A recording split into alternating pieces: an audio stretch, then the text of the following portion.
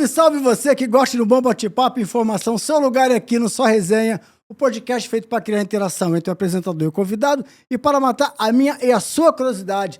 Diretamente do Multistúdio, o maior hub de podcast do Brasil, aqui no Parque Jacarepaguá, Freguesia, Rio de Janeiro. O Só Resenha Podcast é apresentado por mim e o Tomato, jornalista, conversador, resenheiro, boleiro, essas palhaçadinhas todas que eu falo para vocês aí todo dia. E hoje, daqui a pouco, eu vou apresentar o nosso convidado, mas antes de apresentar o nosso convidado, eu vou pedir para você se inscrever aqui no YouTube. Pô, se inscreve aqui no YouTube, dá uma moral para sua resenha. Ó, programa 99, sabe quem já veio aqui, ó? Zico, Tony Garrido, Moser, Ricardo Rocha, Jorginho, Arlindinho, Babi Cruz, esposa de Arlindo Cruz. Professor, Tony Garrido, programa que é bom, professor. Programa Sua Resenha não é fraco, não. Episódio número 99. Então, se inscreva no Sua Resenha, porque tem muita coisa boa para você assistir aí de conteúdo, tá legal? Não deixe também de se inscrever nas nossas redes sociais. Estamos lá. O Instagram é o Só Resenha Podcast. O TikTok e o YouTube... Não. O Instagram é o Só Resenha Podcast. O TikTok é Podcast Só Resenha. O Threads é Só Resenha Podcast. E o Kawaii é Podcast Só Resenha. Por quê? Porque lá eu boto muito conteúdo por dia. Você tem uma noção de como está o programa pelos cortes. Eu boto muito corte por dia. Aliás, ninguém bota mais cortes do que eu, esquece. Estou aqui com 1 mês e meio. Estamos já com 50k de seguidores, professor. Pô, no Instagram, do total 150k, o Só Resenha não é fraco não, professor. Só no Instagram estamos com 150 mil seguidores em 1 ano e meio. Isso é por quê? Porque eu boto muito corte por dia. Viraliza, meus cortes são muito bons, porque os convidados são bons também, né? Então é tudo... Tá mais fresquinho porque vende mais, ou vende mais porque tá fresquinho, não sei, mas é isso aí, tá dando certo. Então se inscreva lá que você vai ver os cortes, ter uma noção de como tá o programa, cai aqui e assiste o programa na íntegra, tá legal? E hoje, antes de apresentar aqui o nosso convidado, vou falar aqui da nossa parceira, tá aqui, olha, diretor, olha pra câmera, diretor. Pro meio ou pra minha lá da ponta? Qualquer uma?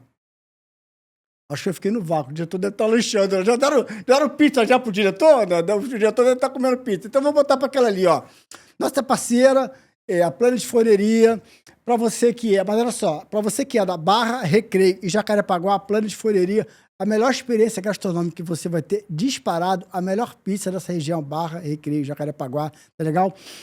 Massa de longa fermentação, massa fina ou com borda, e eu garanto para você, se você pedir com borda recheada, você vai se esbaldar, porque vem muito recheio, tá? Além disso, assim, muito queijo, mas é muito queijo, mas é queijo bom, não é queijo vagabundo não, queijo bom, não só o queijo. Qualquer ingrediente que você for pedir da pizza, seja Nutella, é de verdade. Catupiry, original. Molho italiano, o molho certo. Ah, tem pizza de filé mignon, tem pizza de filé mignon, professor, mas é carne de segunda, não é filé mignon mesmo, que é de verdade. E eu falo com propriedade porque eu moro lá perto, sou vizinho. Aliás, eu sou vizinho da loja física, então tô sempre lá, como lá, e assim que eu conheci os donos, que estão aqui presentes, e é isso, Planet Forneria. E tem mais.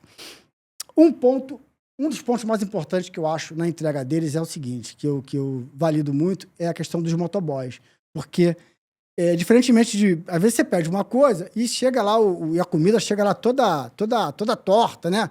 Lá não, os motoboys são treinados, são exclusivos da loja, então a comida chega quentinha e chega sem estar torta, chega bonita e quentinha, tá legal?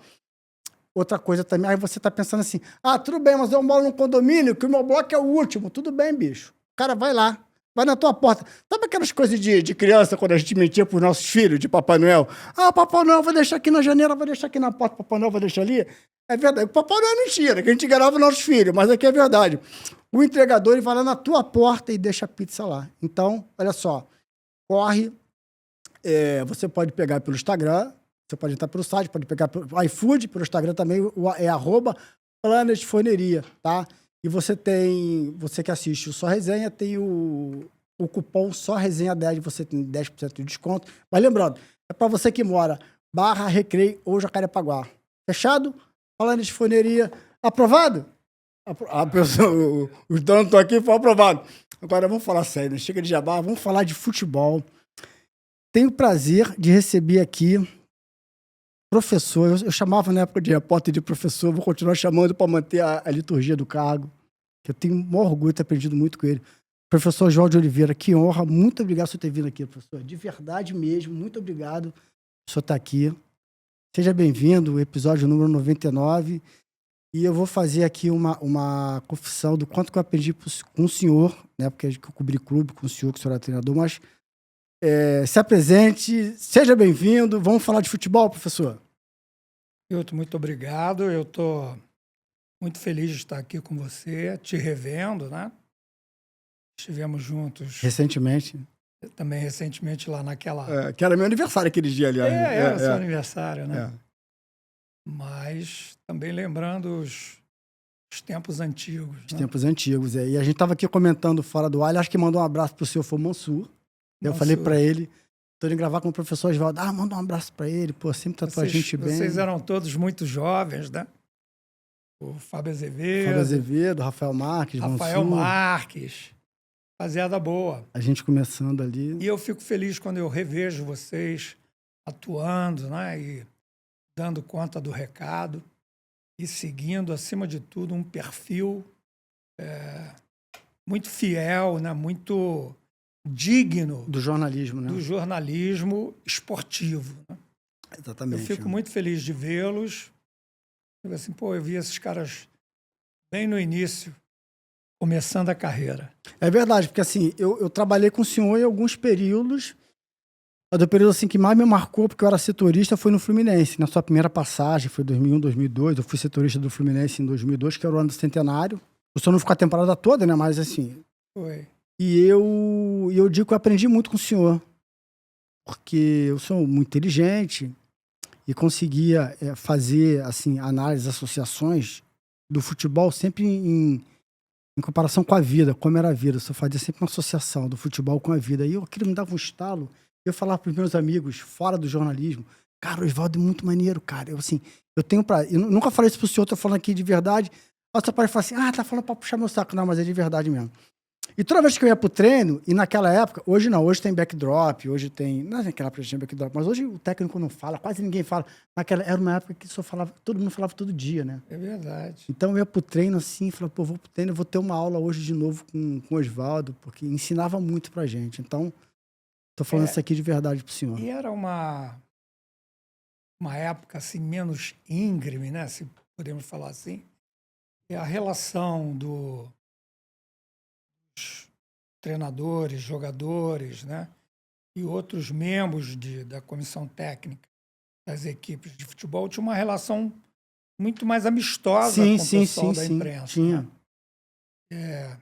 Isso era muito interessante.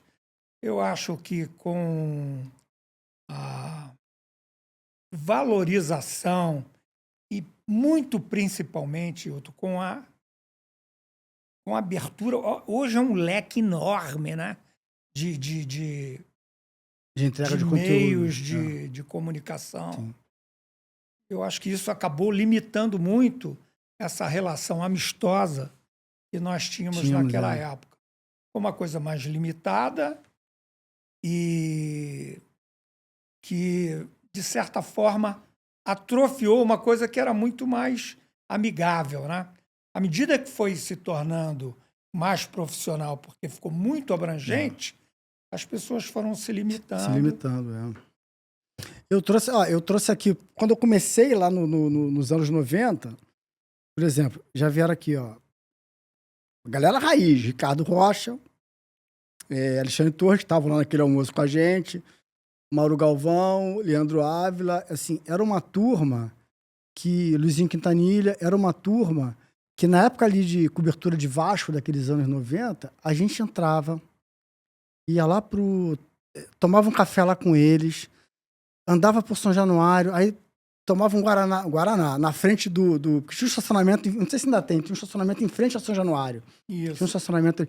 A gente tinha uma relação com eles muito legal. Era uma relação que, na época, não tinha celular, então você ligava para casa da pessoa, você se tornava até amigo dos caras. É verdade. Então, assim, você tinha uma relação íntima com esses atletas, de maneira que não dava nem para você querer inventar ou mentir, forçar uma barra sobre qualquer notícia, porque, você tá com uma pessoa, você conhece a índole dele, você tá ali com ele, você cria uma relação, era muito melhor.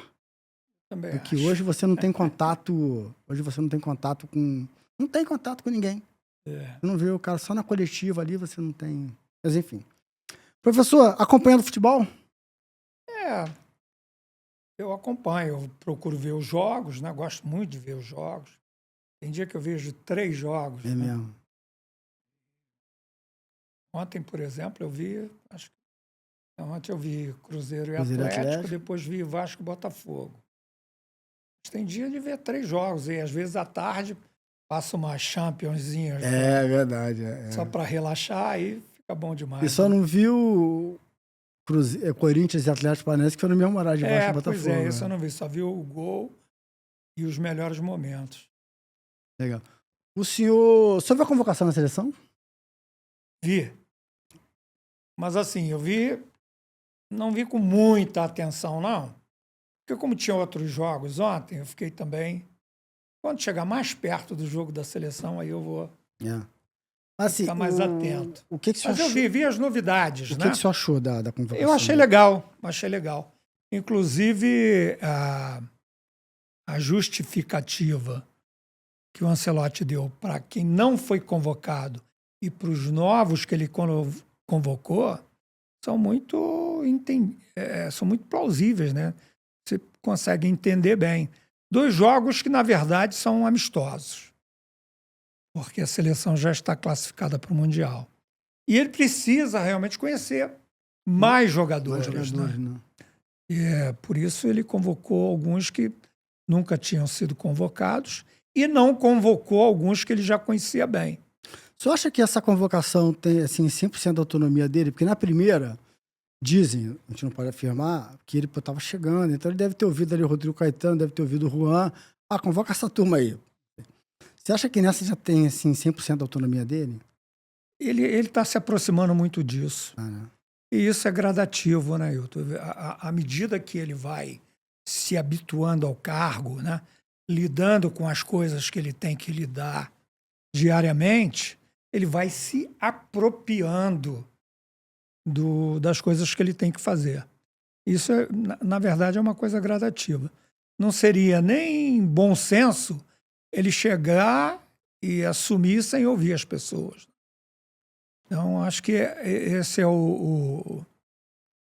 essa é a forma realmente de trabalhar, e acho que daqui a pouco ele já vai estar com muita autonomia para fazer as coisas com uma participação muito maior dele, chegando perto dos 100%. Hoje é 28 de hoje é agosto. quinta, né? Quinta-feira. Tá. Segunda-feira teve o programa do. Quer dizer, segunda-feira, agora, dia 25, teve o programa do Galvão. Aí tava lá o Leonardo e o Luxemburgo. Estavam numa discussão. Aquela discussão tem vários recortes ali que a gente pode até conversar sobre os temas que eles abordaram ali. Mas um ponto, o Luxemburgo, na visão do Luxemburgo, a chegada do Ancelotti, ela acalma a crise, ela dá uma estancada na crise, porque estava. O Tite anunciou que ia sair da seleção antes da Copa, e aí se testou ali o Ramon interino, depois veio o Fernando Diniz, o Dorival e agora o Ancelotti. Sendo que já tinham prometido o Ancelotti lá, vai, não vai, enfim.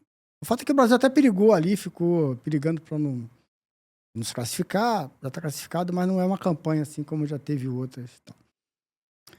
A chegada do... Primeira coisa, o senhor, como é que o senhor vê assim, a coisa de um técnico estrangeiro? Para a classe de treinador, isso é bom, é ruim? Eu não falo nem em corporativismo, mas eu acho que seleção nacional tem que ser treinada por um treinador brasileiro. Nativo, né? Oswaldo, você trabalhou na seleção do Catar, na seleção da Jamaica, mas... como diria o Bruno Henrique, é outro patamar. Outra cultura também, outro contexto, né? Você não pode comparar Japão e Catar com a seleção brasileira, né? A seleção é pentacampeã do mundo com 5 treinadores brasileiros. Aliás, nunca houve nenhum campeão do mundo que não tivesse o treinador nativo. Então, por isso, eu sempre acho que a preferência, do meu ponto de vista, seria um treinador brasileiro. Em sendo um estrangeiro, não tinha jeito, eu acho que nós acabamos escolhendo a figura mais acertada. O Ancelotti foi um grande jogador, campeoníssimo, e é um treinador que eu acho que é o mais recheado de títulos que se poderia convidar, né? O senhor que foi técnico. O senhor foi, não, o senhor é técnico, né? Viveu auges assim ali nos anos 2000, com Vasco, Corinthians, Fluminense, São Paulo. O peso de um técnico muito grande, ele acalma o ambiente, ele facilita para os jogadores darem uma respirada, tirar um pouco do peso das costas e o trabalho fluir. Mas você não tem a menor dúvida. Claro que sim. O treinador, com o passar do tempo, foi ganhando uma dimensão enorme, né? Porque as responsabilidades dele são muito grandes. E isso reflete diretamente no elenco, no cast de jogadores. E na comissão técnica, que hoje as comissões são muito maiores do que foram algum tempo atrás. Então é importantíssimo, sim. A personalidade do treinador tem uma interferência muito grande, além das demandas técnicas e táticas e, enfim, tudo que envolve o trabalho do treinador dentro do campo, mas tem também no psicológico, né? No mental. Né? Eu acho que é fundamental a presença do treinador e que ele interfere diretamente no ânimo e no comportamento dos jogadores. Né? Diretor, você achou lá o arquivo, diretor? Pode botar aí, tá no ponto? Pode botar aí? Então, pode lançar. Então, professor, parece que a gente combinou. O senhor falou exatamente uma coisa que alguém falou isso sobre o senhor.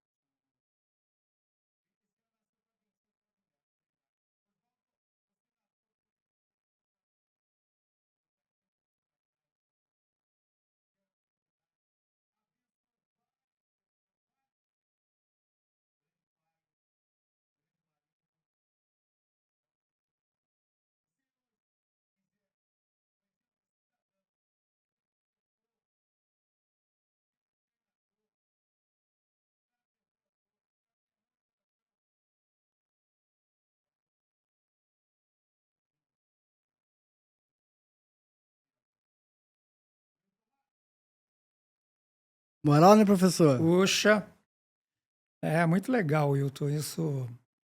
O Marcelo e toda aquela Eu turma. vou falar mais, hein, professor? Esse vídeo tem o dobro do tempo, eu tive que editar. Eu falei assim, Marcelinho, pô, vou gravar com o Osvaldo, cara. Manda um vídeo aí pra mim e tal.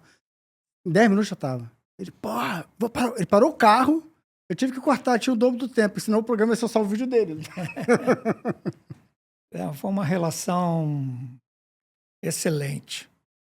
E o Marcelo, diferentemente de tudo que colocava no carrinho de compras dele,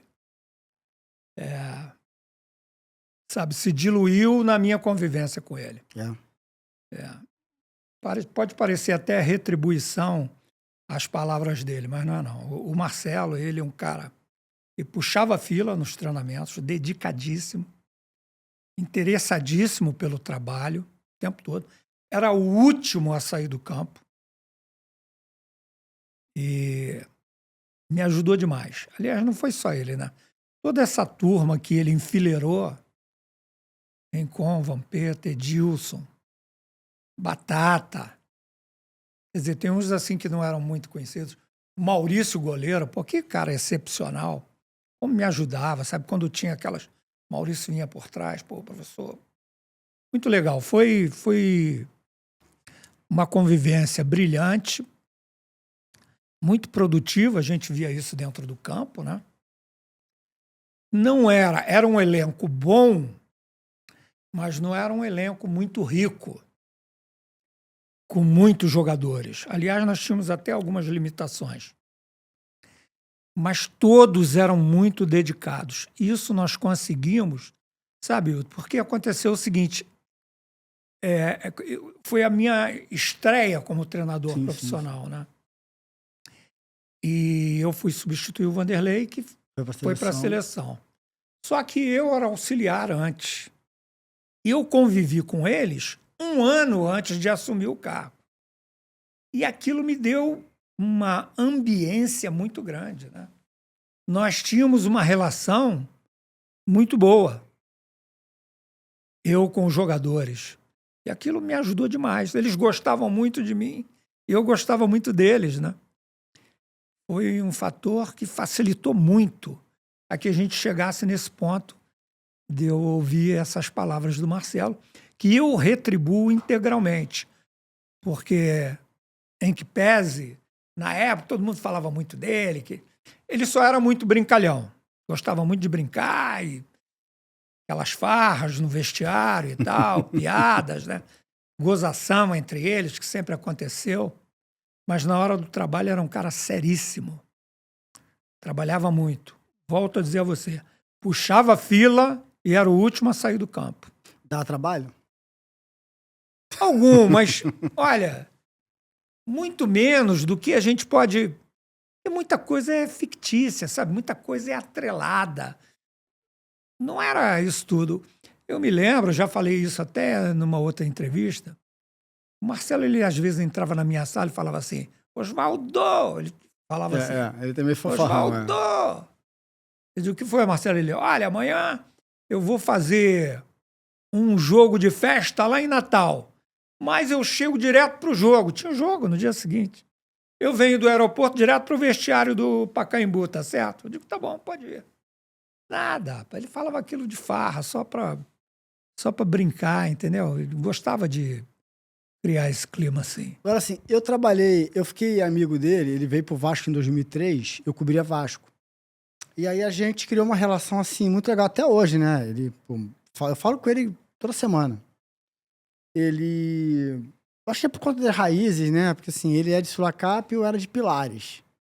A gente regularidade. Um amigo meu, que era vizinho meu, foi da base com ele no Madureira, o Marquinhos, que é lateral direito, não vingou, enfim. Então a gente criou uma relação, assim, uma afinidade, a gente se fala muito. E aí ele veio pro Vasco, eu fui cobrir Vasco, e isso que você falou é verdade, assim, ele era o último a deixar o treino. Eu fazia massagem todo dia. A gente ficava esperando, de novo, era uma época que a gente entrevistava todo mundo, quantas vezes quisesse. A imprensa ficava todo dia esperando ele, porque ele era o último a sair, ele era o último a ir embora. E eu vi, assim, a dedicação dele de lesão, para não ter lesão. Eu lembro que ele teve um foco dentário, que ele foi tratar, buscou o melhor dentista para ver, porque estava dando um foco dentário, estava dando lesão nele e tal. Ele sempre foi muito profissional, muito profissional. Agora, tem uma coisa curiosa, porque, assim, esse time de 2000, essa geração, Pra mim, assim, pra minha opinião, você não precisa se comprometer. Pra mim, ele era o melhor jogador daquele time. Mas o único que não foi pra Copa do Mundo foi ele, né? É verdade. O Rincon foi pra seleção dele. Vampeta foi, Ricardinho foi. Dida, Luizão e Edilson. Luizão e Edilson. Ele foi o único que não foi. É verdade. Não sei porquê. Tinham outros grandes jogadores também na posição dele, né? Mas ele... Marcelinho desequilibrava. Né? Marcelinho era um jogador... desequilibrava a bola parada, né? As jogadas individuais. E era um jogador tático. Tudo que a gente pedia, ele fazia. Muito. Aliás, os 4 da frente daquele time eram excepcionais. Aquele time era um time excepcional, né? Não vou falar nos 4 da frente, mas Rincon e Vampeta também eram sensacionais, jogadores especiais. Mas o Edilson, o Luizão, o Ricardinho e o Marcelinho, eles eram fantásticos. O Marcelo, ele espelhou um pouco para mim do que aconteceu com o Falcão em 78 e o Júnior também, que não foram à Copa da Argentina e estavam muito bem. O Falcão no auge com aquele time do Internacional. E o Marcelo a mesma coisa. O Marcelo tinha tudo para ter ido à Copa do Mundo e acabou não indo, né? Eu vou fazer uma pergunta aqui, que o Luiz Viana viria aqui, né? Ah, é? Não, eu vou tentar, mas ele tá lá com o negócio. Luiz, Tá, gente finíssima. período de janela, ele tem que defender o dele, né? Então ele tá, eu vou tentar lá. A gente tem uma discussão diária, eu e ele, quer dizer, quem bateu mais falta? Ele ou o Zico? Então, assim, o senhor viu o Zico da arquibancada e treinou o Marcelinho. Quem bateu mais falta?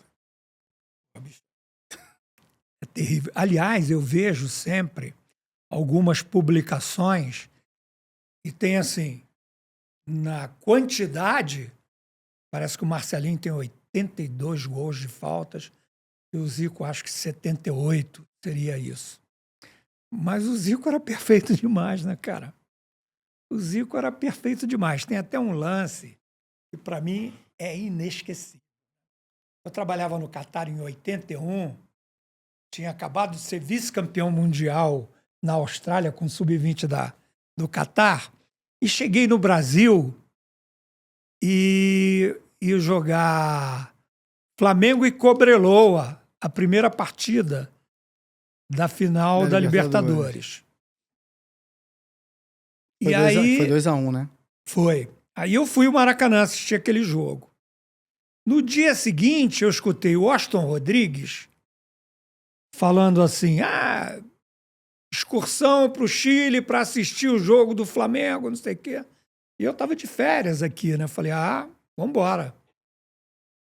Fui para o Chile assistir Flamengo e Cobreloa, porque eu aproveitaria para dar uma esticadinha em Buenos Aires, fazer um turismo depois de assistir o jogo. Só que chegou lá, aconteceu aquele negócio o Flamengo acabou perdendo o jogo, né? Circunstâncias muito desagradáveis, mas o Flamengo perdeu o jogo. E eu fui num grupo de excursão. Eu sou de Realengo. E tinha um cara de Padre Miguel, que era dono de um armarinho. E a gente ficou amigo lá na hora, né? Viajando, indo ao estádio e tal. Carlos Alberto chamava ele. Falou, pô, Oswaldo, vamos assistir o jogo, pô. O jogo vai para Montevidéu. Aí eu troquei minha passagem. Fui para Montevidéu assistir Flamengo e Cobreloa. O gol de falta do Zico, ele bateu uma no primeiro tempo e o goleiro tinha até nome de Yugoslavo, goleiro chileno. Quando o Zico correu para a bola, ele correu para o canto e o Zico bateu, ele pegou. Nós estávamos atrás do outro gol. Eu e essa turma da excursão e esse amigo meu, Carlos Alberto. Aí teve uma outra falta. O Zico botou a bola, eu falei, Carlos Alberto, ele vai bater no canto do goleiro. Oswaldo, eu digo, ele vai bater no canto do goleiro, você vai ver. Quando ele saiu, o goleiro se deslocou, ele chutou a bola aqui no goleiro. Você vê hoje os lances daquela final em Montevidéu. Aconteceu exatamente isso. Então, tem um simbolismo para mim muito grande do Zico, né, com o Flamengo e o Maracanã, mas não é menor assim, as minhas lembranças do Marcelinho, que foram jogos que eu estava dirigindo e ele foi fundamental. Te ajudou muito, né? Foi decisivo. Te ajudou muito. Então, eu acho que os dois foram excepcionais. E um era professor do outro, né? E o Marcelo conta, sempre contou, me falava isso, que acabava o treino no Flamengo, o Zico ficava treinando falta e ele ficava assistindo. E um dia o Zico chamou. O Zico esteve aqui e confirmou isso. Para ele bater junto. E isso é muito legal. Muito legal. Os dois são dois gênios da falta. Professor, o que te lembra dia 14 de janeiro de 2000? Foi o dia da final. Da final, uma sexta-feira. Do Mundial. Eu cobri esse jogo, cobri esse jogo. Você foi, né? Eu cobri. 14 de janeiro de 2000. Todo-Poderoso Timão, né? O dia do Todo-Poderoso Timão. Uma experiência excepcional aquele dia. Um divisor de águas na minha carreira e na minha vida, né?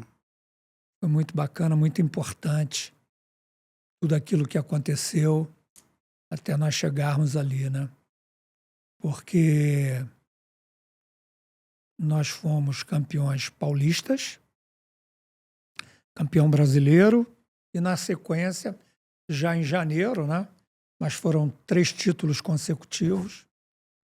Nós conseguimos vencer o primeiro Mundial de um modelo novo, que agora foi reformulado, mas de qualquer maneira era um modelo novo. E para mim foi muito importante, foi muito legal.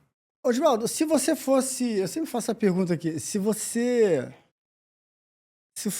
fosse escrever uma biografia hoje, a tua biografia teria uma camisa neutra ou uma camisa de algum clube? Teria 3 camisas. 3? 3. Porque eu sou flamenguista, né? Desde criança, eu fui muito ao Maracanã. Estou te falando aqui histórias do Zico, né? Eu achava que o senhor era Vasco, sabia? Não. Porque uma vez alguém fez uma matéria, achou uma camisa sua de você criança, com a camisa do Vasco. Pois Eu tô até esses anos isso é o achando que início o senhor da era Vasco. história. Porque assim, nós temos tempo, né? Posso levar uns 3 minutos falando? Pode. Meu pai era vascaíno. Meu avô era vascaíno.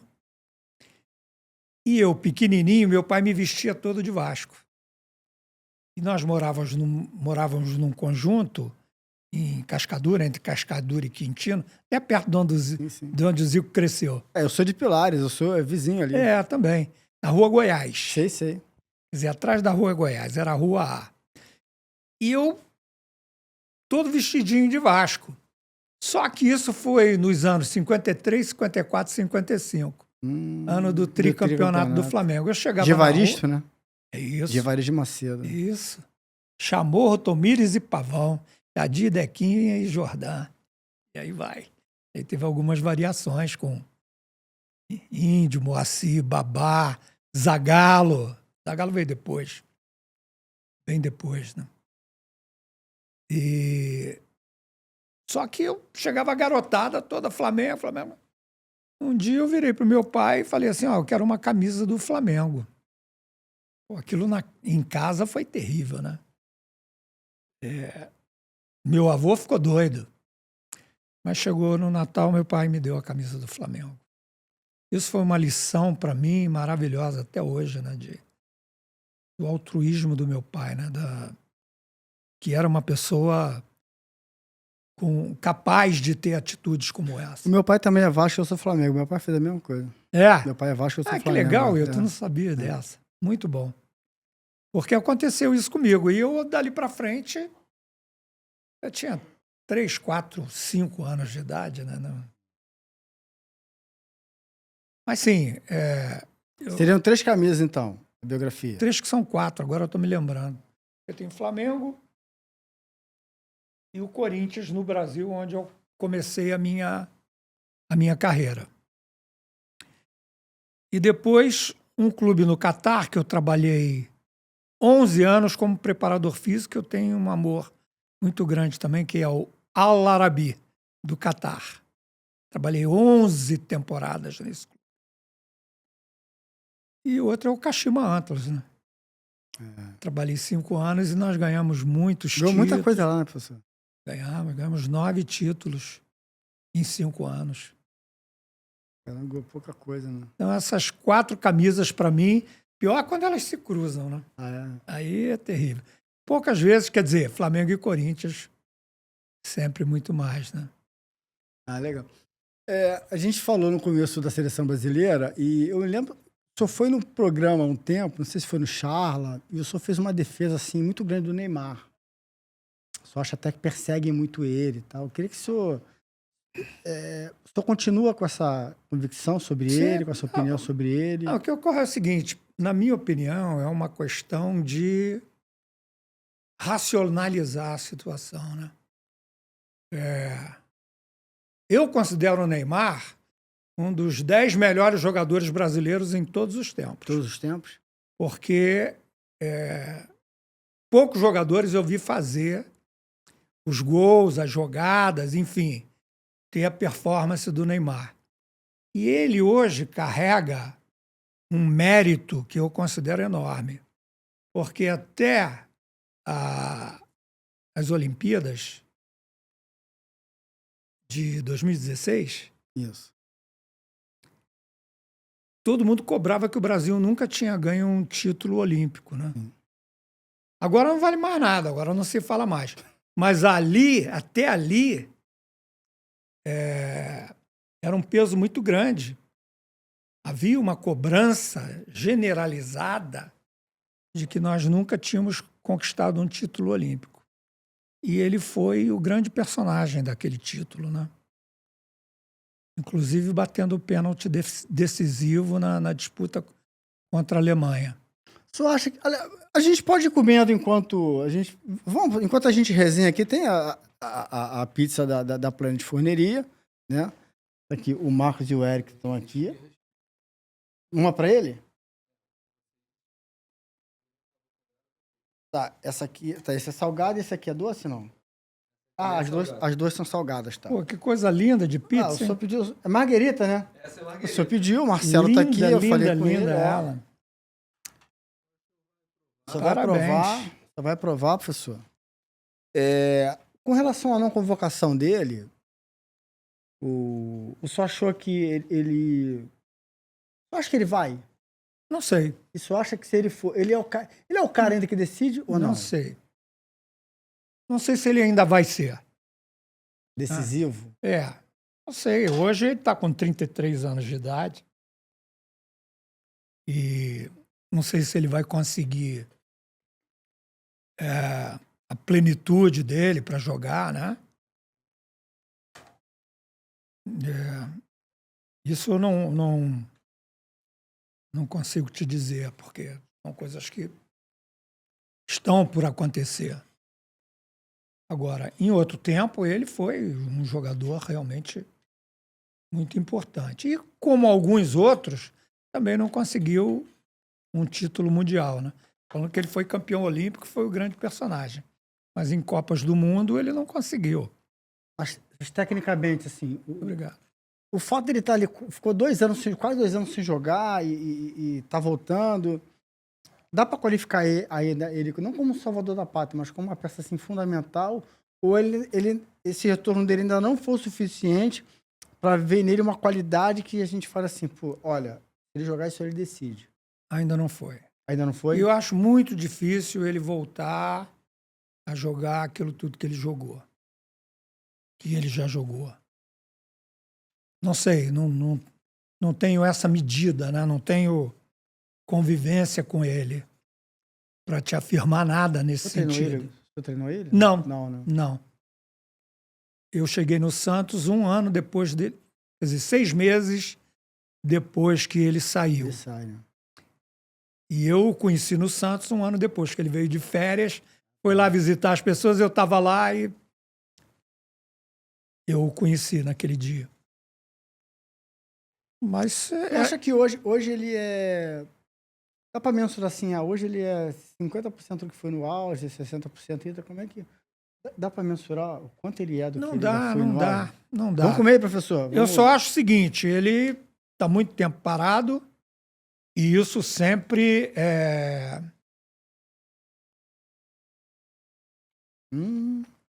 delícia, hein? Boa, hein? Muito boa. É a minha preferida. Boa, hein? Então, assim, ainda não mostrou. Não. Acho que ele ainda está muito aquém do que ele pode. De onde ele pode chegar. O que ele já mostrou. Não sei se ele vai chegar lá. Eu acho o seguinte. Eu acho que essa provavelmente é a última oportunidade que ele tem de disputar um Mundial. Então, na minha cabeça, ele teria que falar assim, ó, parou tudo. Eu vou fazer tudo que for necessário para estar em condições de jogar esse Mundial. Em todas as relações. Treinamento, sono, alimentação, inclusive vida social. Que é o que se fala muito, eu não tenho conhecimento. Aliás, não procuro ficar sabendo o que os jogadores fazem, né? Mas falam muito que da irregularidade dele, os cuidados com a condição de atleta. Em que pese o preparador físico dele seja um grande amigo meu, Ricardo Rosa. Mas eu não me permito ficar Querendo saber. ficar fazendo pergunta, entendeu? Me relaciono com o Ricardo. Usar o seu capital político para querer saber. Exatamente, exatamente. Mas eu acho assim, se ele quiser, ele tem que parar tudo, se dedicar. Até porque, Hilton, uma coisa que eu sempre digo para os jogadores. O jogador, ele tem 10 anos de plenitude para jogar, em média, né? Dos 20 aos 30 anos. Alguns são exceções. Eu trabalhei, por exemplo, com o Zé Roberto. Fenômeno, né? E com o Nenê, que está jogando até hoje ainda. 43, sei lá. Igual o Fábio, né? Fábio. Igual o Fábio. O Fábio. O senhor trabalhou com o Fábio. Fábio veio para o Vasco quando eu dirigia o Vasco. Veio ele e o Jorginho Paulista. Os dois eram da seleção de base, do Sub-20. Então, o cara que se dedicar, que fizer tudo direito, ele vai conseguir performar. Se você tem 10 anos de carreira plena para garantir o seu futuro, então viva esses 10 anos, dedique-se a esses 10 anos de forma definitiva. Depois você vive. Depois que você parar de jogar, vai fazer um monte de coisa. Agora, não posso comer isso, não posso beber aquilo, não posso fumar, não posso perder minha noite de sono. Tem que ser o primeiro a chegar no treinamento e o último a sair. Eu tenho que fazer isso. E ele tem menos de 1 ano para o Mundial. Então, eu acho assim, que ele tem que criar aspas na carreira dele, um hiato, um espaço, se ele quiser disputar a Copa do Mundo bem e ajudar o Brasil a ganhar um título, ele tem esse tempo ainda. E eu acho que se ele fizer isso, ele pode chegar lá. O Zico e o Jorginho tetracampeão, trabalhou com o senhor no Fluminense, né? Eles vieram aqui, eles falaram isso, assim, ele tem que abrir mão de exatamente tudo. O Zico até falou que o Jorginho falou que quando o Zico teve a lesão em 85, contra o Bangu, e o Zico se mudou com a Sandra para a concentração do Flamengo em São Conrado para morar lá, para se recuperar. Pô, olha que profissionalismo, né, cara? O Zico é um exemplo maravilhoso, né? E que aí Aliás, você falou duas pessoas que o Zico eu não conheço tão bem assim, mas o Jorginho foi meu jogador no Vasco e no Fluminense, né? Eu esqueci no Fluminense, verdade. No Vasco também. Eu falei do Fluminense, do Vasco também. Mas o Zico a gente conhece a carreira dele, né? A carreira do Zico é um livro aberto. Quem não conhece, quem não sabe das coisas dele, da dedicação dele, né? Isso era Todo mundo comentava isso, né? O senhor conhece o Bruno Formiga, o comentarista, que era da TNT, agora está indo para Sport TV. A Globo está criando um canal no YouTube, né? Levou vários jornalistas, influenciadores, enfim. E o Bruno Formiga, que é um grande jornalista, um grande comentarista, ele fez um debate semana passada, ele contra um monte de hater do Neymar, ele argumentando com todo mundo que o Neymar é melhor do que o Ronaldinho Gaúcho, que é uma discussão assim. O senhor no Paroí, pra quem o senhor tira? Os dois no auge. Não. Não joga essa peteca no meu colo. Difícil? Muito difícil. Os dois cracaços de bola. Pô, o Ronaldo vinha iniciando, cara. Que é aquilo, rapaz? Cara, parece que tinha um imã. Eu fui em 2003, eu fui assistir jogos. Eu tive no Arsenal com o Edu Gaspar, estava na Inglaterra e fui assistir Barcelona e acho que é Múrcia, né? Era o último colocado. Eu vi o Ronaldo fazer uma coisa no campo, lá no Camp Nou, absurdo. Ele virou uma bola de uma lateral à outra. Eu digo, pô, só um gênio pode fazer isso. Um cara dotadíssimo, né? O Ronaldinho era um absurdo também. Não tem jogadores que hoje eu fico vendo assim as pessoas discutindo, fulano foi melhor. Meu irmão, é muito difícil dizer isso. Eu acho assim, Pelé não tem nada igual. Tá lá na estratosfera, um absurdo. Abaixo dele o Garrincha. Porque o Garrincha, nenhum jogador decidiu uma Copa do Mundo como o Garrincha decidiu. A partida que o Garrincha jogou contra a Suécia na final de 58 não tem nada igual. Você pode olhar todas as finais de Copa do Mundo, nenhum jogador fez aquilo. E a gente viu, ele fez aqui. O problema do Garrincha é que a carreira dele foi mais compacta. Os motivos a gente sabe quais foram. Contusão no joelho e a vida desregrada e tal. Ele sobreviveu e conviveu muito menos que o Pelé, por exemplo, que tinha outro comportamento. Mas eu acho que esses dois caras, pelo que eles fizeram, principalmente em Copas do Mundo, são inigualáveis. Ninguém chega. Um muito acima do outro. E aqui, meu irmão, tem uns 15 caras que são absurdamente bons. Você falou dois, Ronaldinho e Neymar. Mas tem o Zico, que é muito próximo lá também. Meu Deus do céu. Então, do Rivelino, eu vi o Rivelino jogar na década de 60. Meu. Aquele elástico que ele dava, que o Pedro deu esses dias aí. Né? Eu via o Rivelino, eu via na televisão, né? O Rivelino jogando pelo Corinthians era um absurdo. E aí você tem outros tantos, né? Romário, Ronaldo, Rivaldo, Falcão, meu Deus do céu. Tantos caras geniais. Didi e Gerson, que eu vi ainda lá naquela época. Então, é uma avalanche de jogadores.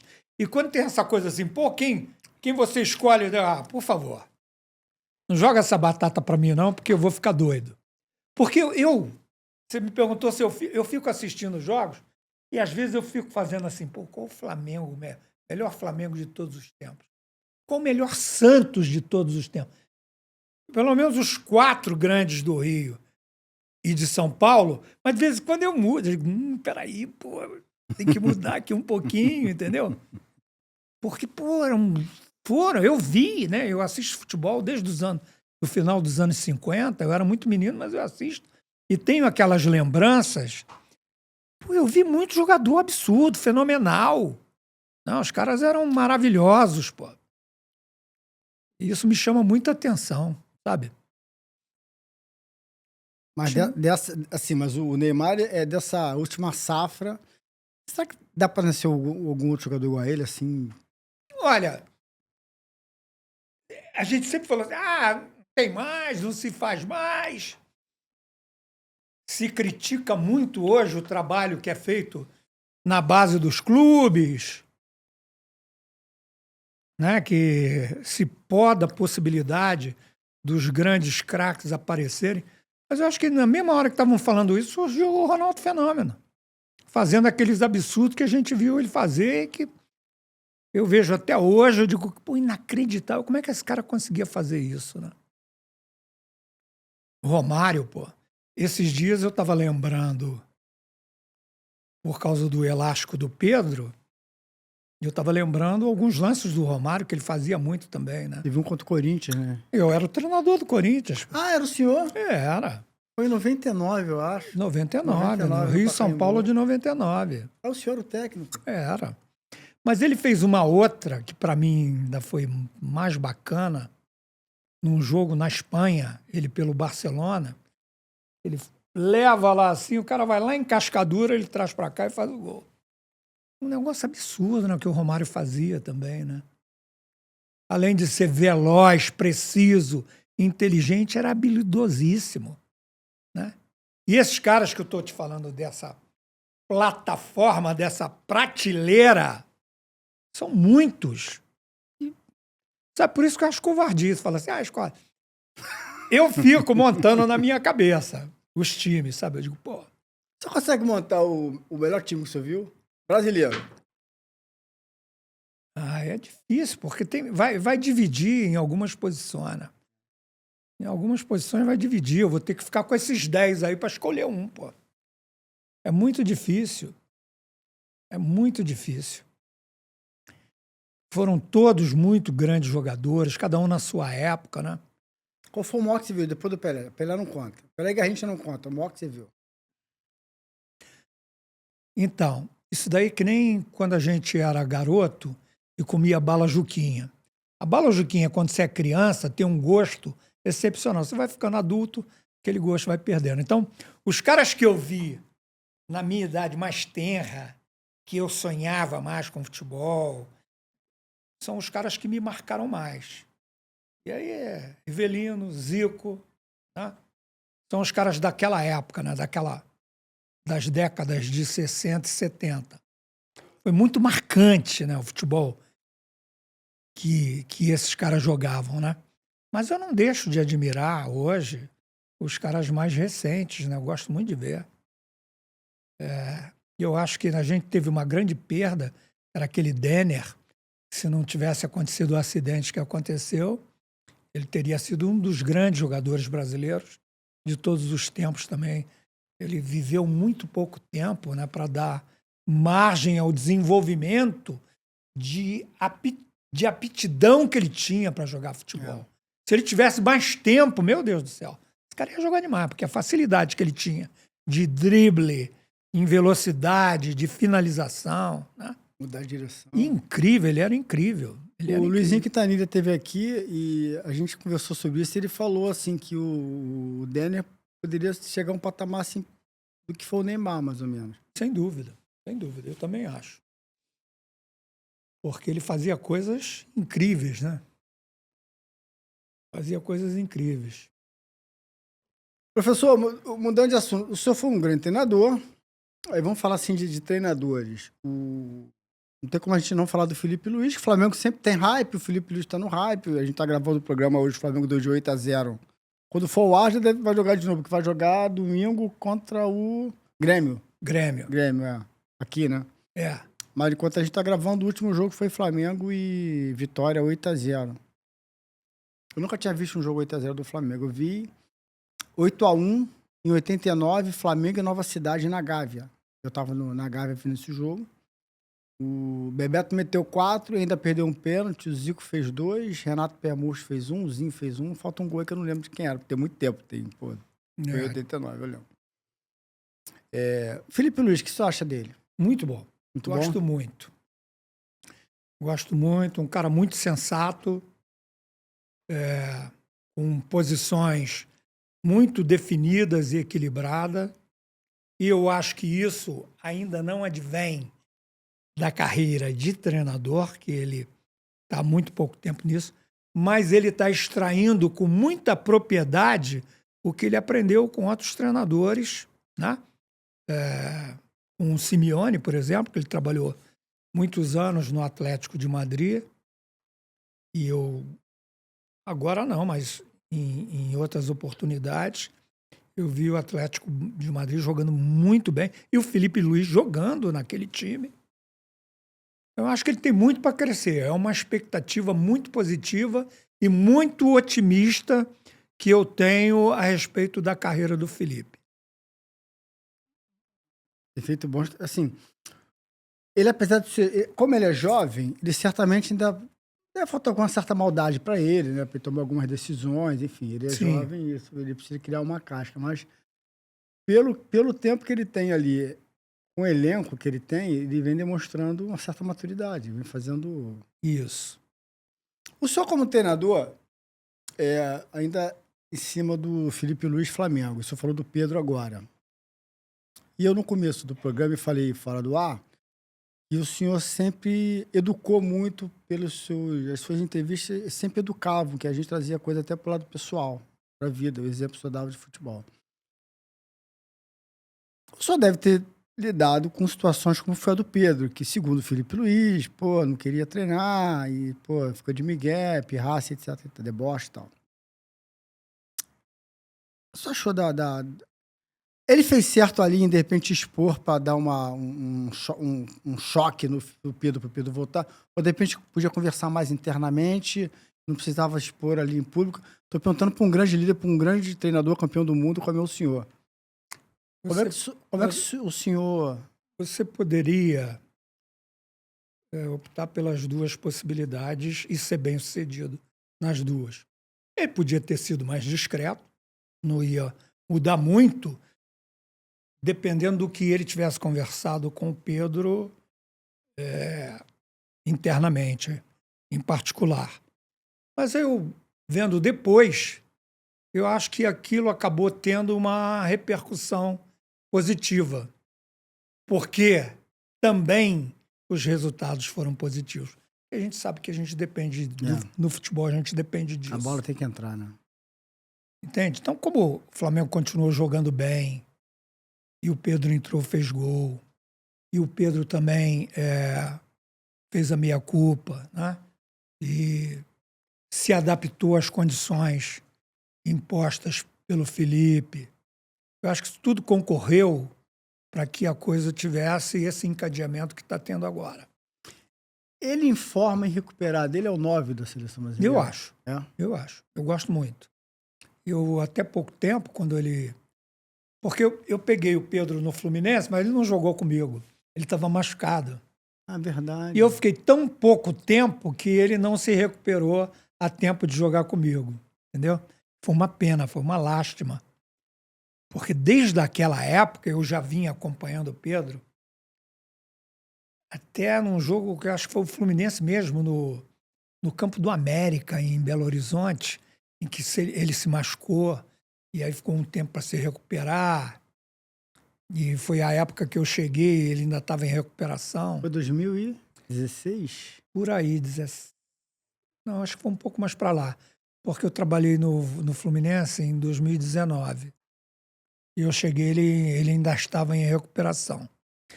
Mas o que eu quero dizer é o seguinte, eu naquela época, quando eu vi o Pedro, eu me lembrava do Roberto Dinamite. Pelo estilão, sim. a postura, fazer um bom pivô, o tamanho, as finalizações. Se bem que eu acho que o Pedro ainda é um pouco mais refinado tecnicamente. Esse elástico foi sensacional. Isso não sai da minha cabeça. E outros lances, outros gols que ele fez, e assim, o Pedro usa muito bem a perna esquerda. Muito bem. E ele deve estar fazendo, e eu acho que esse é o caminho, se dedicar muito no treinamento para melhorar cada vez mais a qualidade de finalização dele. Porque ele tem Ele tem um repertório muito bom. Muita criatividade. Ele é muito habilidoso. Ele no auge é impressionante. Muito inteligente. Cara. Ele é para dominar, para fazer gol, para fazer tabela. Impressionante. E o Roberto era assim, né? Aquele golaço do Roberto contra o Botafogo, eu estava no Maracanã. Ah, é? Eu trabalhava no Bom Sucesso e nós fizemos a preliminar Botafogo e Bom Sucesso. Depois eu subi para assistir o jogo. E aí eu fiquei assim, pertinho de onde o Roberto fez aquele gol que ele dá o lençol no Osmar e finaliza, né? Que é laureado como se fosse o maior gol da carreira. Durante muito tempo foi eleito o gol mais bonito da carreira do Roberto, né? Então, eu sempre vi uma semelhança de estilo, né? Até pela posição do Roberto e do Pedro. Professor, o senhor assistindo os jogos hoje, tem gostado? O futebol tá mais legal, tá mais chato, tá mais dinâmico? Como é que o senhor tá enxergando o futebol? O futebol evoluiu muito, né? Como tudo evolui, né? Pega um carro hoje e pensa no que era a minha Brasília, 1977. É muito diferente, entende? Embora o prazer de ver os jogos, como eu falei para você, o negócio do efeito da bala Juquinha, eu gostava muito mais de ver naquela época, porque as coisas eram mais brilhantes, eram mais artísticas, eram mais plásticas, mais coloridas. Então eu ficava embevecido vendo, pô. Saía de Realengo para ir ao Maracanã para assistir o Pelé, pô. Porque eu digo, meu Deus do céu, quando é que eu vou ter chance de ver esse cara de novo, né? O futebol evoluiu muito, os espaços foram condensados, foram comprimidos. E é claro que o comportamento do jogador, hoje, tem que ser diferente do que era naquela época. Embora aquela epidemia ela foi terrível, mas ela nos trouxe algumas coisas boas. O que, por exemplo? Eu revi todos os jogos de Copas do Mundo anteriores, principalmente a de 70. E o que eu vi na Copa do Mundo de 70, nos Jogos do Brasil?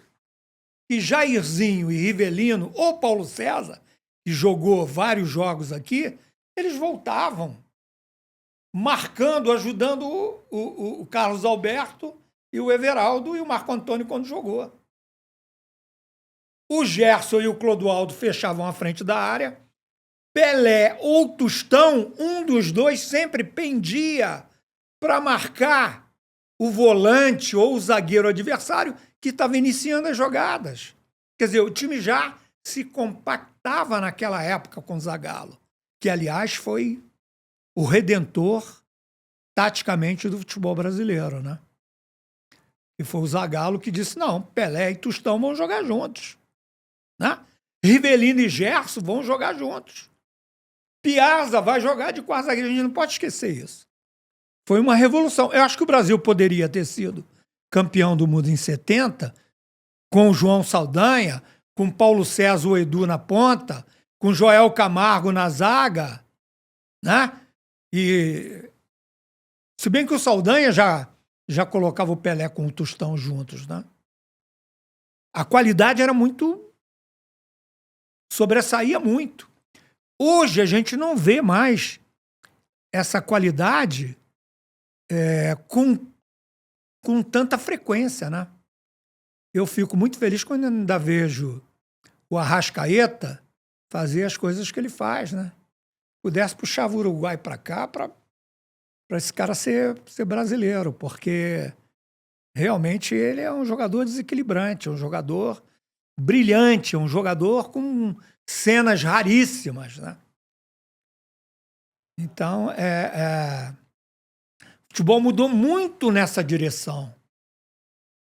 Hoje o jogador ele tem que ser muito mais competitivo. Ele tem que exercer tanto a função ofensiva quanto a defensiva. Eu fico, às vezes, assim, digo, meu Deus do céu, porque tem gente que fala assim, o atacante não pode marcar, senão ele vai ficar cansado e não vai chegar na área para finalizar. Eu digo, meu Deus, você não faz isso. Para com isso, não fala isso, não. O jogador, o atacante, ele tem função defensiva, como o zagueiro tem função ofensiva. Ontem nós vimos aquele golaço do Fabrício Bruno. O que é aquilo? Golaço, não. Né?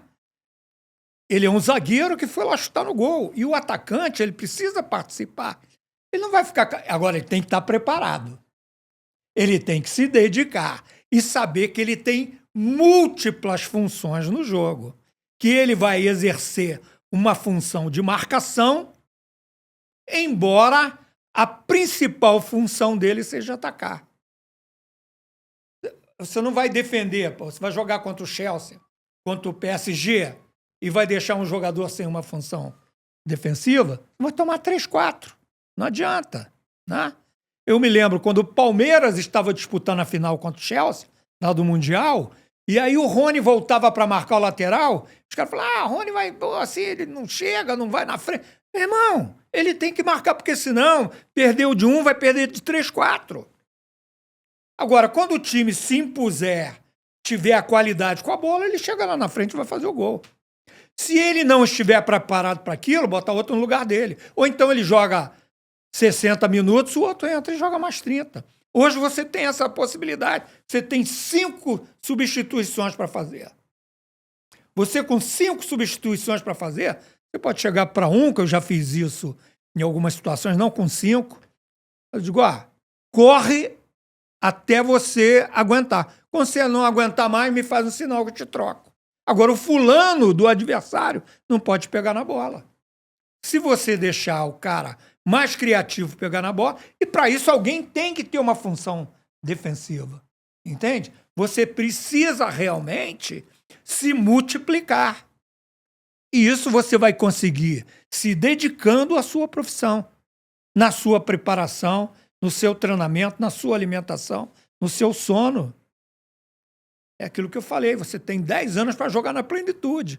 Se você não usar isso bem aqui, quando você terminar a sua carreira, e aí não é agressão contra a profissão de ninguém, você não ganhou dinheiro suficiente, vai ter que dirigir o Uber, meu filho. Ou então, faça o seu pé de meia, valorize o que você está fazendo, para quando você terminar, você poder dar uma respirada e fazer uma outra opção. Eu gravei aqui recentemente com o Cláudio Pavanelli. Você trabalhou com ele? Chegou a trabalhar com ele? Com o Pavanelli? Trabalhei no Santos com ele. Com o Cláudio Pavanelli e com o Sidney. Com o Sidney eu sei que o senhor trabalhou com ele, ele gosta muito do senhor. Sidney Volante? Não, Sidney Loureiro. Ah, sim! Sidney Loureiro, eu gravei com... Sidney, o supervisor. Hoje ele é gestor, claro. Sidney Loureiro. Eu gravei com eles dois aqui e depois também gravei com o Fábio Marcelo, que é fisioterapeuta. Sim. E aí a gente tava falando sobre... A gente pegou como exemplo o Flamengo, né? Porque os dois passaram... O Pavanelli tá lá no Flamengo ainda. O Mário Jorge esteve aqui, ó. O Mário Jorge é treinador da base. Ele tava até no Sub-17 da base, você tá no Inter agora, tá no Sub-20 do Inter. Sim. Mário Jorge. E ele falou que a base do Flamengo já é melhor que muitos clubes profissionais. Aí, como os dois estavam aqui, o primeiro o Pavanelli e depois o Fábio, eu perguntei como é que é a estrutura do Flamengo. E eles falaram, assim, deram detalhes de como é o dia a dia, que os caras vão, preenchem um questionário, botam o dedo, então já tem um ecossistema, todos os setores do staff da comissão técnica sabe como é que o cara tá, se precisa fazer esse trabalho, enfim, tudo organizado, um ecossistema ali, tudo integrado, beleza. Eu falei assim, cara, se o cara chega num clube como o Flamengo, tem essa estrutura, primeiro que ele... Hoje o jogador, ele já não é assim... Antigamente tinha uma pecha que o jogador é burro. Eu falei, cara, o jogador não é burro. Pra fazer o que ele faz dentro de campo, eu tenho 30 anos de jornalismo. Eu não consigo ler taticamente o que os caras fazem, pô. Como é que um cara que, sabe, ele é burro pra você? Porque ele faz, ele é muito inteligente. Então, assim, ele, por conta de muita informação que tem hoje dentro da comissão técnica, do staff, tá aqui o Marcelo Xavier tá acompanhando aqui com a gente, da área de ciência, análise de desempenho, né? Performance, já gravou aqui, inclusive já esteve aqui gravando com o Carlos de Brasil. Por conta dessa série de informação, o jogador não tem como ele ficar tão alienado, ele sabe que ele precisa entender um monte de coisa. E ele chega num clube como o Flamengo, com aquela estrutura toda, e ele vê aquilo, assim, se o cara chega numa estrutura, não fica mais fácil para ele jogar bola, porque assim, é tanta informação, é tanta ajuda, a comissão técnica hoje, eu fui assessor de imprensa do Flamengo, na minha época só eu viajava. Hoje em dia viajam 5. Fisioterapia só viajava um fisioterapeuta. Hoje em dia viajam 3. Assim, o negócio mudou, ficou muito grande. Ficou muito grande, a estrutura é muito grande. Ela só sabe. É verdade. Tudo muito grande, muito. Porque cresceu, o negócio cresceu, expandiu. Então, o jogador que chega num clube grande hoje, claro, ele tem que ter o mérito de estar no Flamengo, no Palmeiras, né? Depois que não fica mais fácil para ele jogar, porque assim, oferecem tanto recurso para ele. De certa forma, fica mais fácil, mas o que a gente tem que pensar é o seguinte, a demanda é muito grande. O funil ele vai estreitando e dando possibilidade cada vez a um número menor de proponentes. tem muita gente querendo a mesma coisa. Por isso que não é fácil. Quem fizer melhor, quem fizer mais rápido, quem fizer mais frequentemente, vai ser o escolhido. Por exemplo, vou te dar um exemplo simples. Pulgar, volante do Flamengo, que está machucado agora.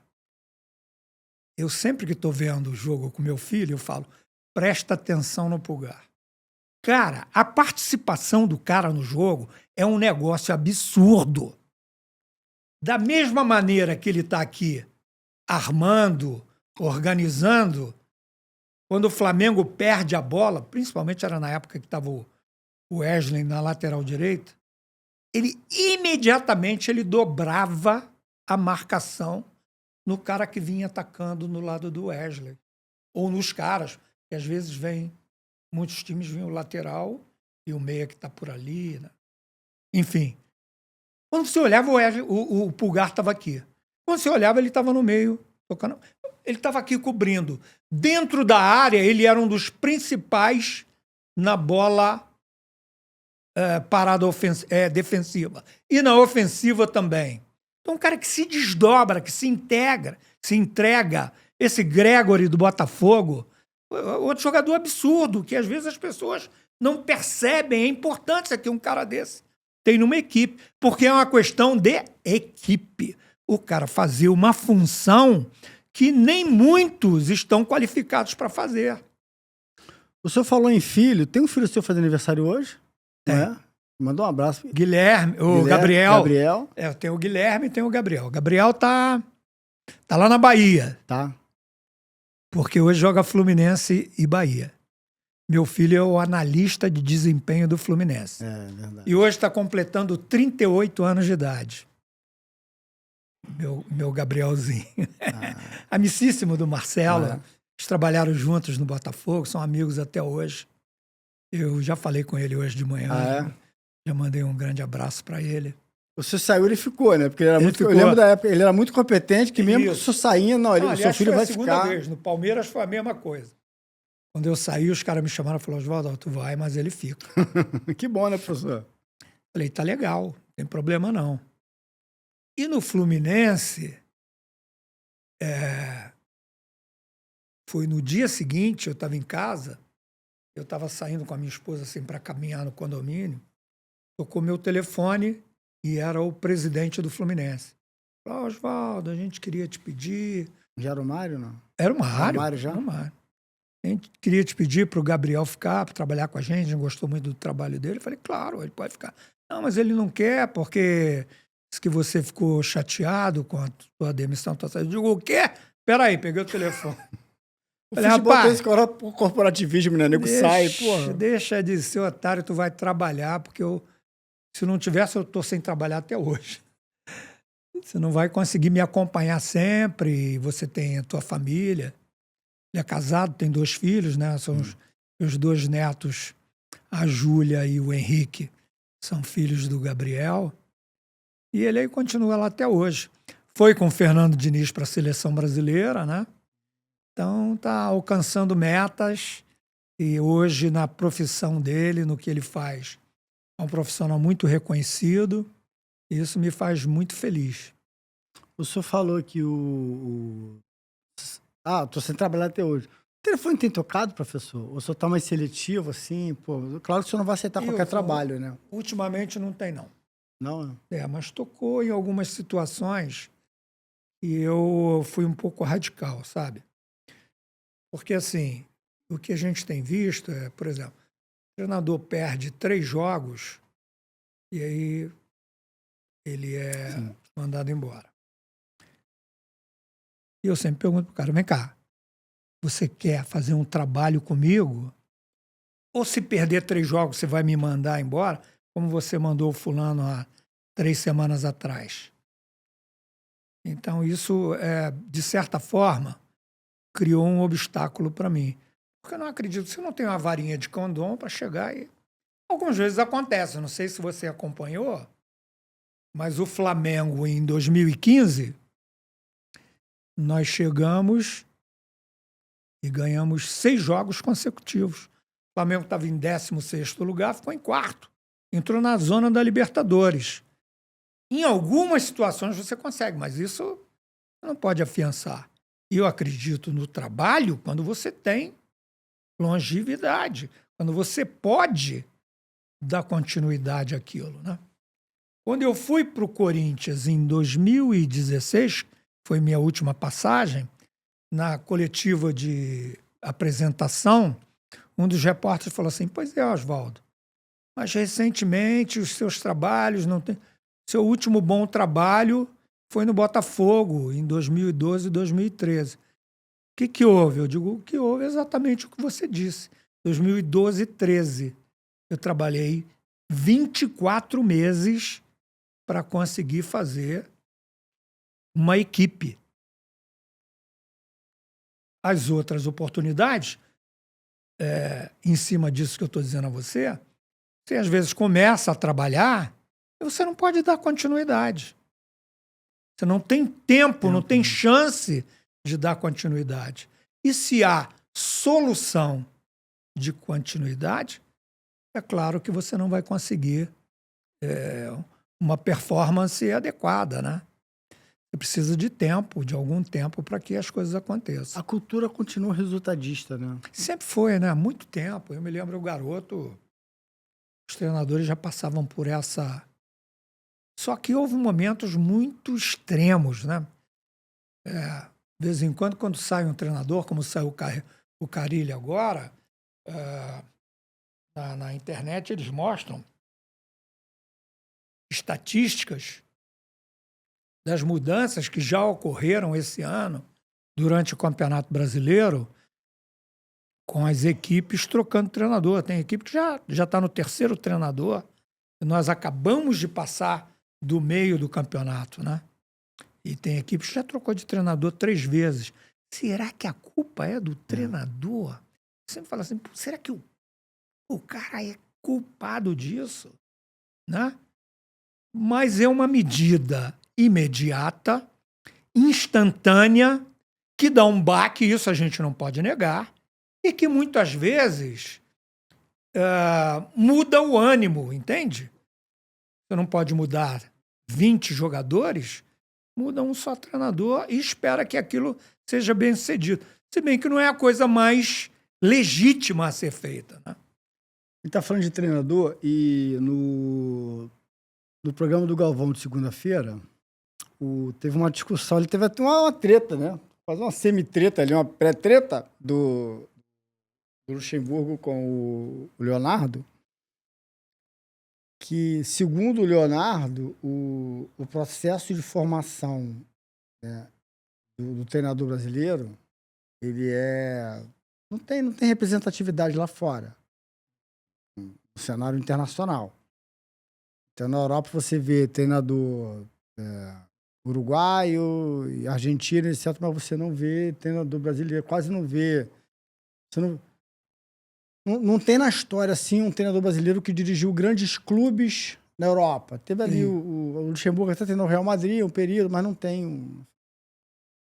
Parreira, Filipão, Carlos Alberto Silva, mas em momentos estanques, em situações... ele fala que o processo formativo no Brasil é carente. especial. O processo formativo dos treinadores no Brasil é carente. O Leonardo falou, você concorda? Olha, eu não tenho... humildemente, eu te digo que eu não tenho o conhecimento que tem o Leonardo, né? O Leonardo tem uma história na Europa como jogador e como dirigente. Gestor, né? Técnico Então, também. ele tem uma visão muito mais amplificada do que a minha. Eu não tenho dados para te exemplificar, para te dizer assim, olha, realmente... Agora, eu tenho um outro lado que eu posso colocar para você. Eu ouço muita gente dizer assim, porque hoje em dia o futebol brasileiro, os treinadores não são mais ex-jogadores, são só professores de educação física e que chegam querendo ganhar título, que não é importante a adequação individual do jogador ao esporte, mas sim vencer as competições, ganhar os jogos, e para isso se dá muito mais ênfase à parte tática do que ao desenvolvimento individual do jogador, né? E eu tenho um filho que tem 18 anos agora, e o Guilherme, ele gosta muito, claro, meus filhos. Gabriel está trabalhando até hoje, né? Minha família toda. Meus irmãos foram jogadores. Meu sobrinho é jogador. Outro dia eu levei o meu enteado. Foi outro dia, foi perto do carnaval. Eu fui almoçar na Laço de Ouro. O seu irmão Dema tava lá. Foi perto do carnaval. Tava ele, acho que a esposa, mas um casal. Assim. Sim. Entendeu? Então, a família, todo mundo gosta muito de futebol. E o Guilherme, ele gostava. Ele gosta. Por exemplo, na minha época, eu saía de dentro da minha casa e jogava bola na frente da casa, na rua. Né? Ou tinha o outro campo, que era mais perto aqui, o Periquito, ou ia no larguinho ali e jogava. Hoje não é mais assim, você tem as escolinhas de clube. E lá estão os professores. E eu acompanhei o Guilherme no Guerreirinhos do Fluminense, no Novo Rio, aqui no Recreio, lá perto do Zico. Sim. Acompanhei o Guilherme ali. Acompanhei o Guilherme no Barcelona, no clube israelita. Ali também acompanhei ele no Flamengo. Depois ele jogou no Orlando City, que é lá perto de casa, num condomínio, que é uma franquia do Orlando City. Eu acompanhei o Guilherme no Boa Vista durante 2 anos, aí já maiorzinho, já disputando competição. E, por último, no Serrano. Como eu ia bastante ver os treinamentos, eu vi muitos treinadores dessas idades. E vi gente muito competente trabalhando. Alguns deles eram até ex-jogadores também. Como o irmão do Júlio César goleiro, aquele que foi atacante aí, que jogou também. Espíndola, né? Espíndola. Jogou no Bangu, Lá no Guerreirinhos ele trabalhava. Em outros clubes encontrei outros. Entendeu? E os caras trabalhando bem, dando muita importância ao desenvolvimento individual dos meninos. Né? Quer dizer, nesse aspecto, dado a experiência que eu tive, que eu vi, eu achei muito bom o trabalho nessas escolinhas. Por que eu estou dizendo isso agora? Porque eu trabalhei nas divisões de base, mas há muitos anos atrás. Depois eu saí do Brasil e quando eu voltei, eu já voltei trabalhando com as equipes principais. Sempre procurando me aliar com o que era feito quando dá tempo, porque às vezes não dá tempo. Ao que é feito nas divisões de base. Procuro saber, trago as equipes para treinarem com o profissional, enfim. E aí acabo conhecendo os treinadores, me identificando com eles e conversando bastante. Aí eu conheci o Zé Ricardo, o Duda, o Anthony, né? O Jair Ventura. Gente que trabalhou com divisões de base e com quem eu me dava e conversava bastante.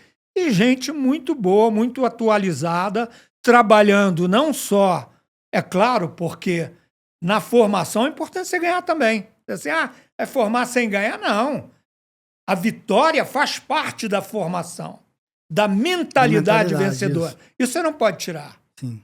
Agora, é claro que você tem que trabalhar em outras circunstâncias para o cara crescer individualmente, se tornar um grande jogador, como o Brasil sempre foi um grande formador de craques, um celeiro muito grande de jogadores de futebol. Professor, vamos fazer uma brincadeira aqui? A gente está chegando ao fim. Vamos fazer uma brincadeira?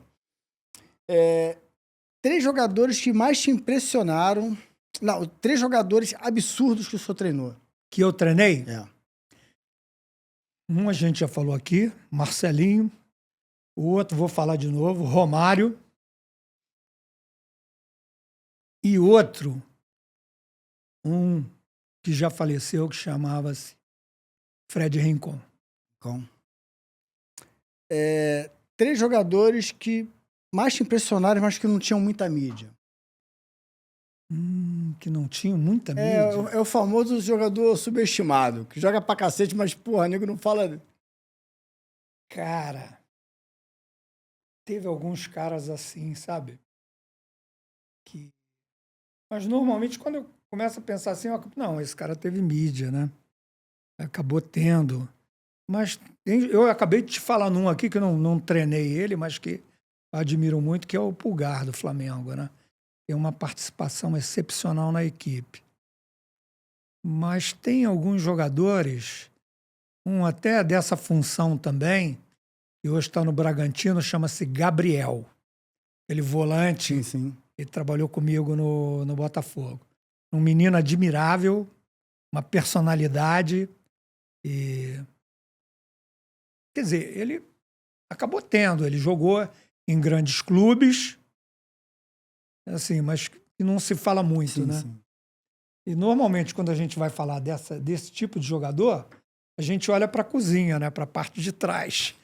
Porque os atacantes sempre têm mais holofote. Né? Mais repercussão. Eu não sei. Eu tinha que pensar um pouco mais para dizer mais nomes, se bem que tem outros jogadores assim, com essa. Tem um cara, até pouco tempo eu falei nele, não adianta falar muito aqui, porque ele não é daqui, mas foi um jogador importantíssimo na minha carreira. O nome dele era Mohamed Dohan. Era o lateral do Al Arabi, esse time que eu trabalhei 11 anos no Catar. Mohamed Dohan era um lateral direito fantástico, fabuloso, de uma dedicação assim impressionante.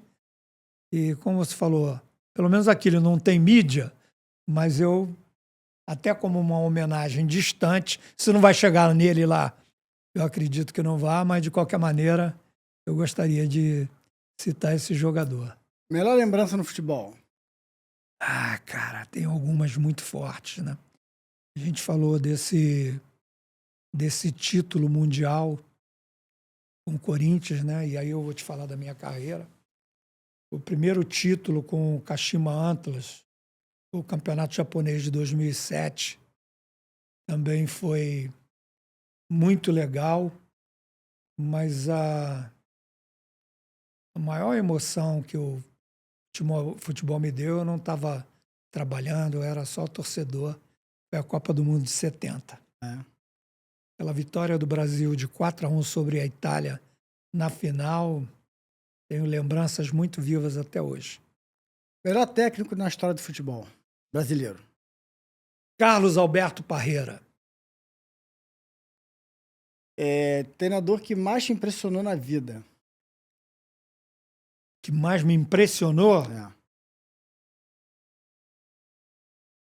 É o nome daquele cara do Manchester que ficou 20 e tantos anos dirigindo? Alex Ferguson. Pior estádio para jogar contra? Meu Deus do céu, eu joguei numa biboquinha. Tal da Curuzu, lá no Pará. Tivemos um jogo lá muito difícil, Fluminense e Paysandu. Melhor estádio para jogar contra? Para jogar contra? Eu sempre gostei muito de jogar. Num que dizem que é um alçapão, mas só perdi um jogo lá, talvez o mais importante. Mas não perdi para o Atlético Paranaense. Nós perdemos para a fragilidade do árbitro. Mas eu gostava muito, gosto muito de jogos na Arena da Baixada, em Curitiba.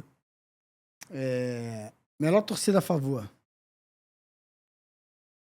Corinthians. Pior torcida contra? Pior torcida contra? Atlético Mineiro. Em uma palavra, professor, Romário. Cracaço. Edilson, Capetinha. Cracaço. Marcelinho Carioca. Cracaço. Vampeta. Outro. Fred Rincon. Também. Dida, goleiro. Ixi, o melhor de todos. Sidorf. Craque. Muito bom, que eu já peguei no fim. Agora, esse não vai falar craque, Eurico Miranda. Infelizmente, Se bem que é o seguinte, peguei coisa pior depois, hein? É. Professor, ganhou mais dinheiro no futebol ou no exterior? No futebol brasileiro, no No exterior? futebol brasileiro no exterior. No exterior, porque no Brasil eu fiquei na pendência muitas vezes, né? Melhor Quase time que dirigiu.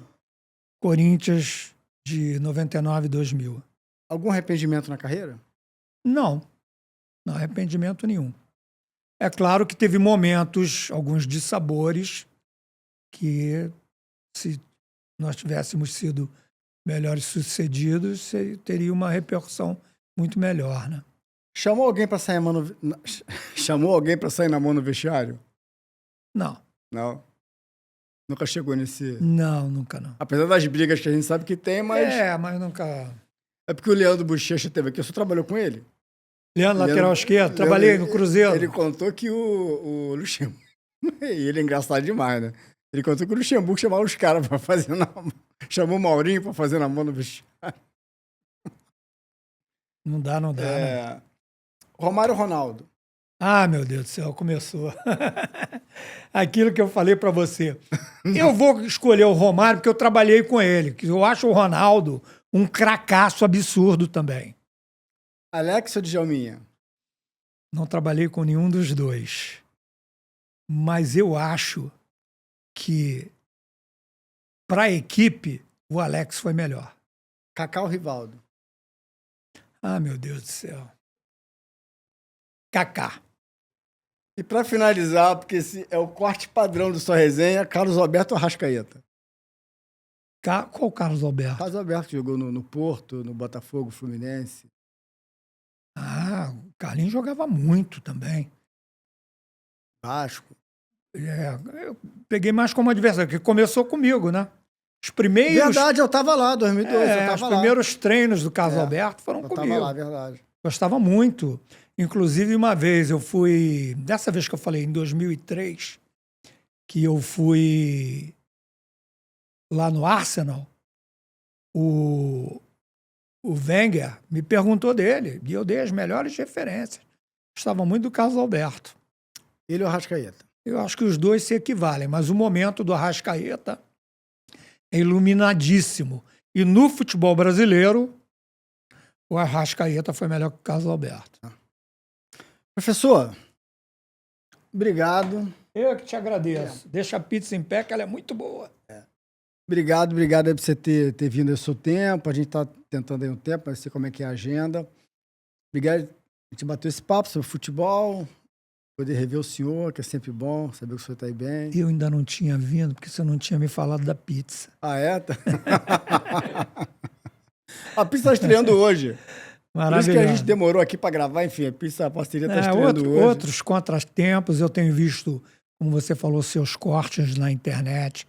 Gosto muito. E quero te dizer que é um prazer muito grande estar aqui com você. E a gente lembrar essas coisas todas, né?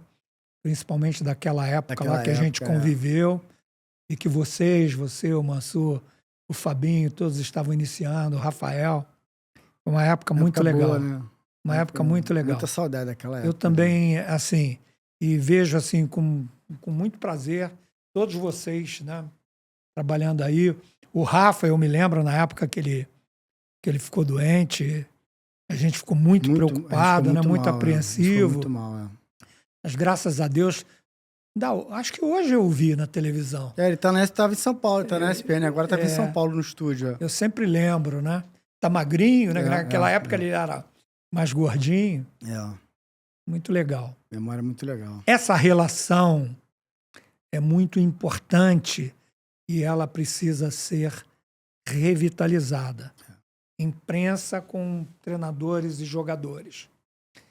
Eu acho que precisa passar por uma reavaliação e, não sei, de alguma maneira se tornar mais amistosa.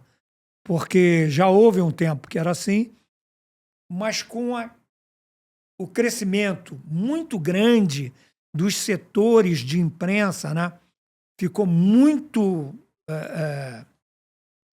com um conjunto muito grande para se ter uma relação como se tinha antigamente. Com Hoje as variadas- coisas... com as Hoje as variadas formas de conteúdo que tem é difícil. exatamente.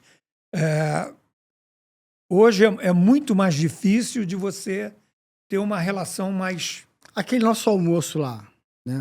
Quantos ex-jogadores, empresas tinham ali? Difícil você ver isso hoje. É verdade. Eu tava ali com vocês. É verdade. Essa é uma cultura que a gente cultivou lá de trás. É isso mesmo. De ter entrevistado o clube com vocês, enfim.